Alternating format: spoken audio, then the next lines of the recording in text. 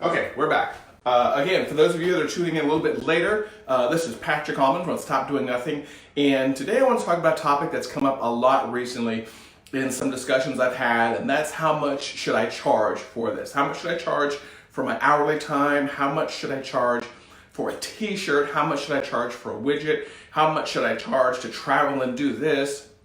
All kinds of different pricing questions, and this mainly comes up, hold on. And this mainly comes up from people who are just starting their entrepreneurial journey, people who are just starting a business for the first time, people who have been in business for a little bit but aren't making much progress, and also people that want to get to next level stuff. Now, what I'm sharing with you is what I call timeless information. And what I mean by timeless information is this is not something that originally I came up with. These are concepts and tools that I've learned over time by being a member of the National Speakers Association, by associating with people who have done it the right way, by listening to other brilliant people, and by reading books on the topic. And one of my favorite people to listen to, for example, on this is Jay Abraham. I'm a big fan of Jay Abraham and watching his videos. And whenever I give a presentation or a keynote, I always point people to look at some of his topics on pricing and value, some of his YouTube videos and some of his books on pricing and value. So right off the bat, that's someone I would encourage you to engage with or learn more about pricing on his content, is Jay Abraham. That's where I get a lot of my information from. But getting back to those of you that are just either thinking about starting a new product or service or thinking about starting a new business altogether, one of the big questions you're going to have for yourself on day one of your business is, what in the heck do I charge? If I'm doing an hourly service, do I charge $25 an hour? Do I charge $700 an hour? Do I charge $1,000 an hour? Those are all good questions. Should you charge in between? If I'm selling a shirt, or I'm selling a widget, or I'm selling a bookcase or whatever, what do I charge? What do I charge for my products and services? And oftentimes the discussion on this topic stems from people who look at the, I'm going to say the low-end mindset. When I look at the expense of something, like let's say the expense of a t-shirt. We'll go with a t-shirt example because that one's nice and simple. These days it's very easy to get a t-shirt printed for $10, $11, if not cheaper. You go to a site like Printful, you set up a Shopify store that connects to it, you get a t-shirt printed, your expenses on that t-shirt are maybe $10 or $11, and maybe you go look at the market and you see, hey, everybody else is creating a t-shirt for $15. Hey Heather, it's good to see you tune in. Maybe that should be what I charge, maybe $15 plus the cost of shipping. And then let's say your shirt was $10, all of a sudden you're making $5 profit if you take out the cost of shipping, which is passed through to your client, and which is passed, and then of course the actual cost of the shirt getting printed. And so you end up with a profit of $5. And you think, hey, that's great. You didn't do any work. You just took the order on your website, and that's your price of $5. But what I want you to do when you look at this is I want you to look at the who else is selling t-shirts for that exact same price. Now think about that. Think about, where can you buy a t-shirt for $16? You can buy a t-shirt for $16 on Amazon. You can buy a t-shirt for $16 on Walmart. You can buy a t-shirt for $16 at Target. But what do you think about when you think about someone who gets their clothes at Target or someone who gets their clothes at Walmart? Now, I do not ever want to diss or put down people that buy clothes there. That's not my point here. When you think of those brands, you think of value. You're thinking of your specific pocketbook, which is always a good thing to think of if you're a budget-friendly person. If you're someone who doesn't have a shit ton of money laying around and you are perfectly okay with that, that's perfectly fine. But just think of the mindset of that. Now, I want you then to alter your mindset for a second and think about going over to the Gucci website or going over to the Dolce & Gabbana website. How in the world I know these brands? Thank you very much for having a teenage daughter at one point. Think about going over those sites, and what do you think if you went to the Dolce & Gabbana site or the Gucci site and you saw a pair of sunglasses there or a pair of shoes? Hey, I'm not dissing you, darling. What do you think it would cost you to buy a t-shirt at Gucci or a set of shoe wedges at Dolce & Gabbana? You're going to find a lot of the exact same products, but the price is going to be 5 to 10 times, if not more, then you see it at some of the bargain brands. And now what's the difference though? When you think of a Gucci or a Dolce & Gabbana, make sure I get that name right. What do you think about when you think about those? You think high end, you think luxury, you think expensive, you think I'll never be able to afford that. But sometime I want you to look at some of the products those places put out versus some of the same products that maybe some of the other brands at the other end of the value spectrum put out. And oftentimes what you'll find is that it's the exact same product or it's close to the same product.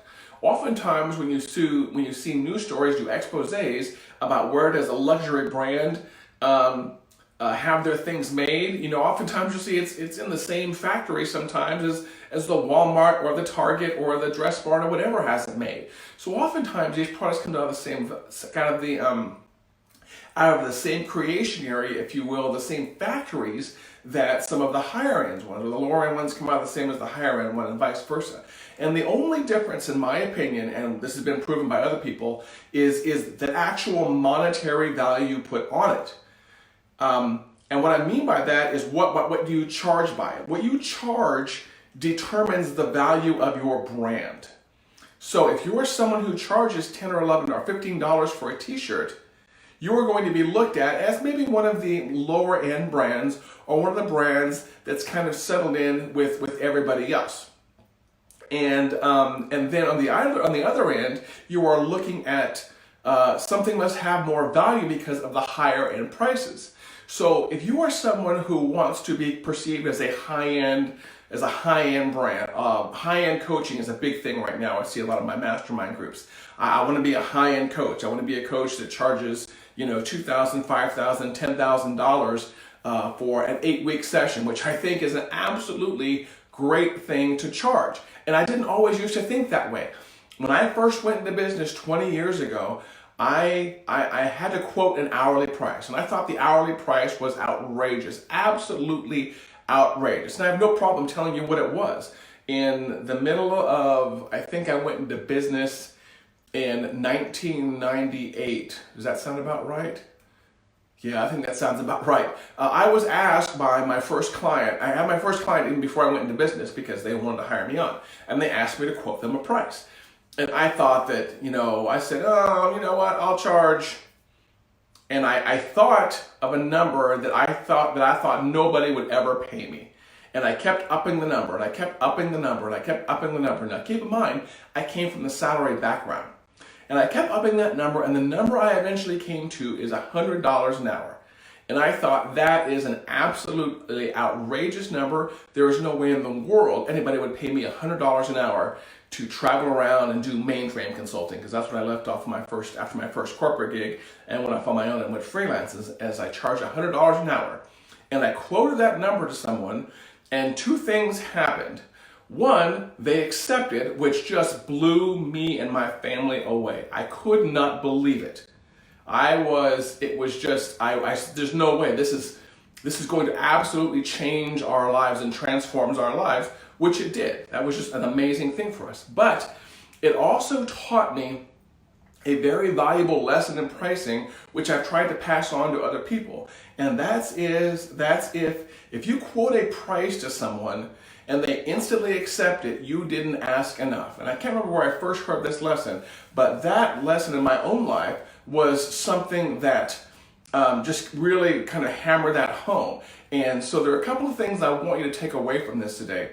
One is when you are thinking of pricing and you're thinking of the lower end of a possible spectrum of what you could charge for something, and you're thinking of the upper end, do me a favor and do your brand a favor and lean towards the upper end. Yeah, are you going to sell less? Probably, but you're going to be selling to people who have money. And there's nothing wrong with wanting to target high-end people who have money, who have deep pocketbooks. There's nothing wrong with that.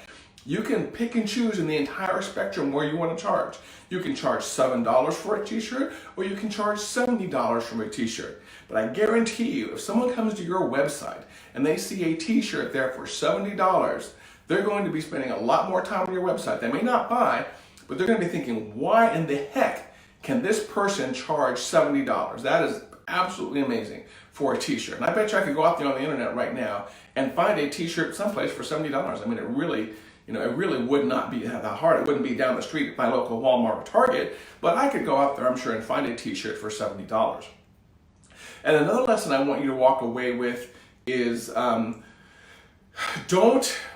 when you are thinking about selling a product or service, don't necessarily always look back at your expenses and use that as some kind of generic formula to figure out how much you should be selling it for. Oftentimes I'll see people come up with these complicated formulas that if something costs me X, I need to charge 5 times X. No, the way you do that is you kind of look at your business overall and the kind of profits you want to make at your business. And there's no definite formula for this, but you look at your income, you look at your hard costs, you look at your soft costs, and then you also look at the perceived value that you want to give your brand. And that is the biggest factor I want you to take away from this, is what perceived value do you want to put off as a brand?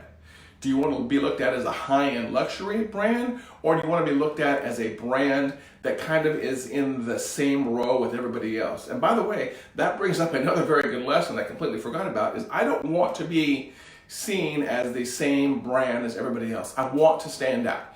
If you look at pricing for t-shirts, for example, I'm sure the 80-20 formula applies, where you can find 80% of the, how does that work? 80% is going to be, 80% of the companies are going to be down towards the lower 20% of the chart, or something like that. I can't do it in my head right off the top here. But you're going to find that the vast majority of the companies that sell t-shirts are going to sell towards the lower end of the brand. And then the very small minority, that 20%, is going to sell towards the upper end of the brand. And that's where you want to be considered. There's less competition at that higher end. So when you are dealing with people that do have deep pocketbooks, you have less competition.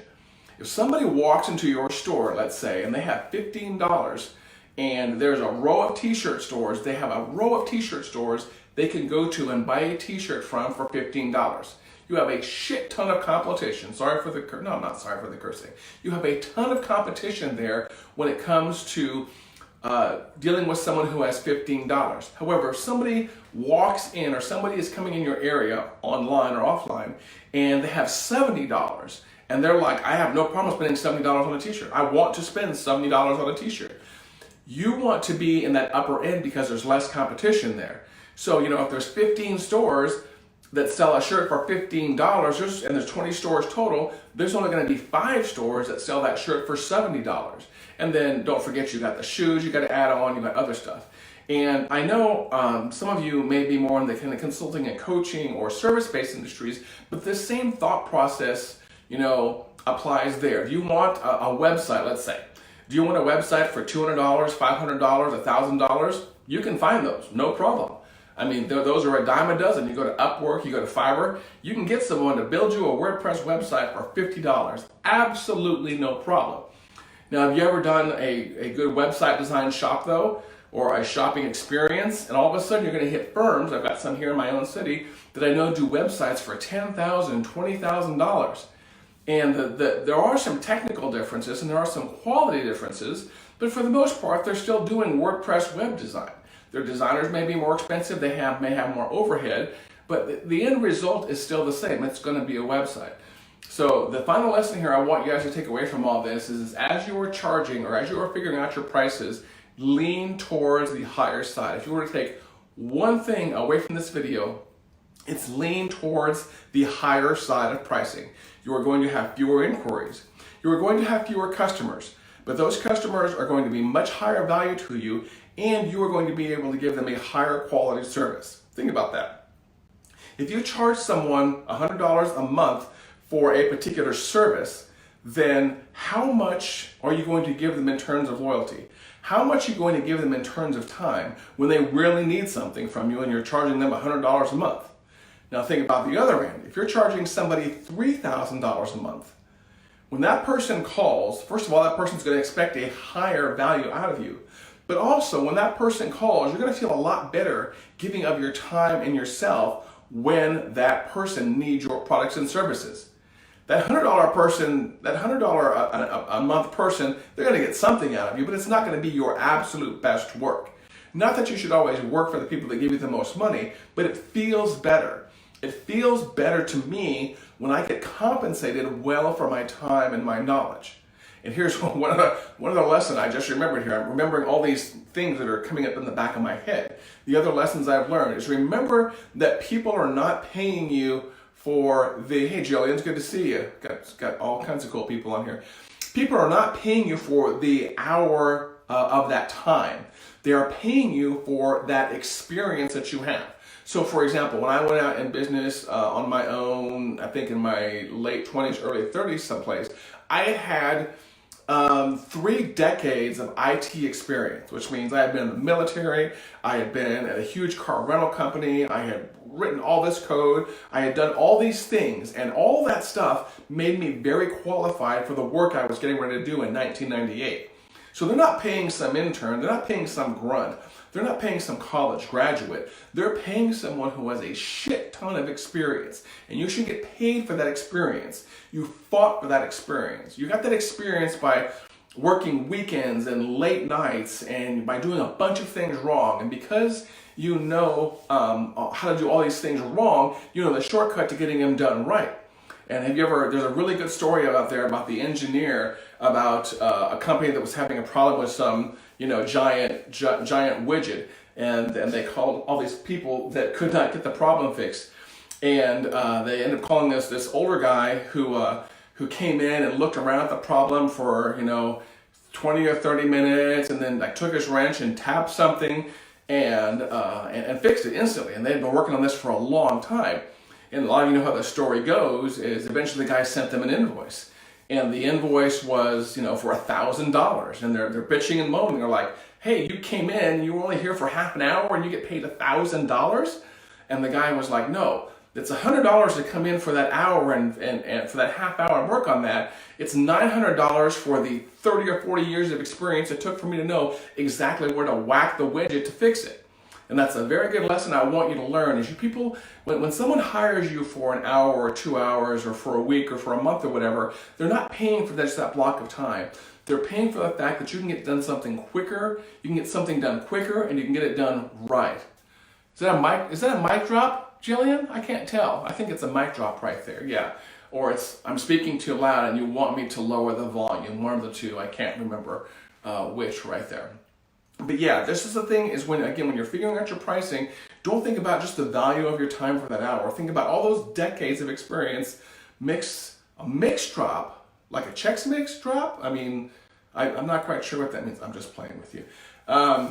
Think about all those hours of experience that you have tied up in your life and all those times that you worked for free.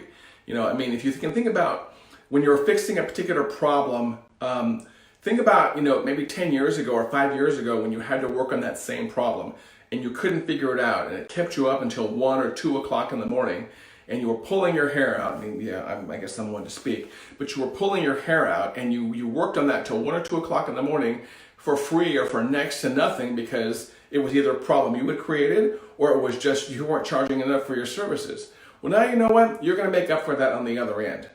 You're going to charge well for your services. You're not going to be cheap. You're not going to be a low-end bastard. And you're going to get compensated well because people get compensated well, they have better and they have more life choices.